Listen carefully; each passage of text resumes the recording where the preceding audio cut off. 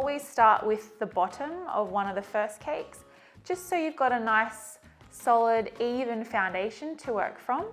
And you're securing the bottom layer of your cake on your cake board with some Swiss meringue buttercream. So once the first layer is secured, you're going to apply some lemon curd.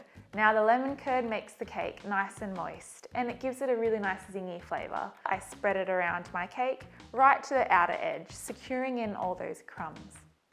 Once you've applied your lemon curd, now it's the Swiss meringue freeze-dried raspberry buttercream. So that's just a basic Swiss meringue buttercream. And once I've finished mixing that, then I just fold in some freeze-dried raspberries. And that gives the Swiss meringue buttercream a really nice, delicious crunch. Just be quite haphazard about it. Just dollop it in the middle and just work it. Massage it to the outside edges of your layer, but I never let my spatula touch the crumbs on my cake or the cake layer itself, because you'll find that the crumbs will pick up on your spatula and you'll work the crumbs all through the Swiss meringue buttercream. Place your next layer on top. Again, put on your lemon curd. Once your lemon curd is nicely covered on that layer, then you apply your Swiss meringue buttercream again. And we repeat this process until the last layer is ready to be placed on top of the cake. So you've got the bottom layer of one cake for the bottom of your entire cake, and then you save the bottom layer of the second cake for the top of your cake. And what I do is I flip that bottom layer upside down, so I've got that nice flat surface to be the top of my cake. And then step away from your cake, look at it, making sure that it's even.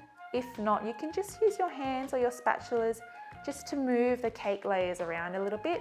Now you're going to just do a bit of a crumb coat, and that's what I like to call a dirty frosting. All that is just a very thin layer of your frosting just to secure in any of the crumbs.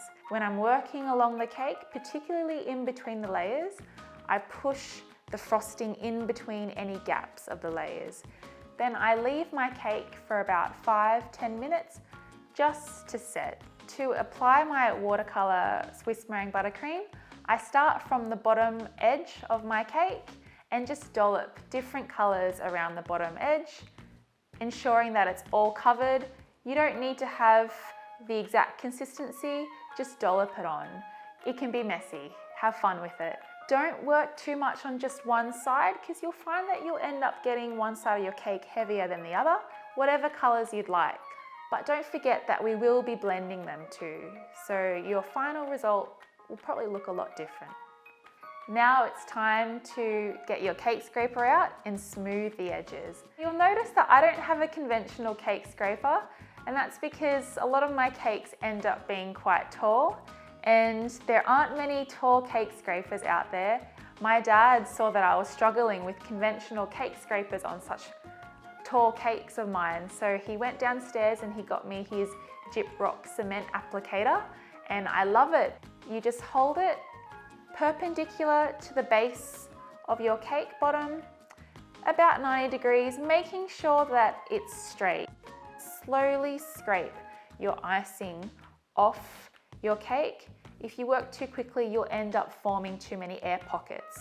Once you're happy with your blend of colours, then you apply some more of your Swiss meringue buttercream colours to just cover any blemishes that you'd like to cover. Once you're happy with the watercolour effect and the smoothness on the outside of your cake, now it's time for the top. You don't need to be too fussy here, just smooth the top, making sure you've got a bit of a lip. And we want that lip just hanging off the top of the cake so that we can fold it over with our spatula and build up the edge of your cake so that the top icing meets the sides of the icing. So just smooth that all, and then you might need to get your cake scraper just to fix the edges, making a nice smooth finish once again. Then with the clean offset spatula, work from the outside edge moving towards you. Very gently but deliberately push the edge of the frosting towards you. So you're just pulling in the edges. Don't get caught up in making sure that everything is perfect, as long as the cake is delicious and you're enjoying the process. I've used some homemade white chocolate spheres, And I've also got some crushed up meringues. I've just given my cake a little bit more of a glamorous edge and put on some gold leaf and just a light sprinkling of gold dust.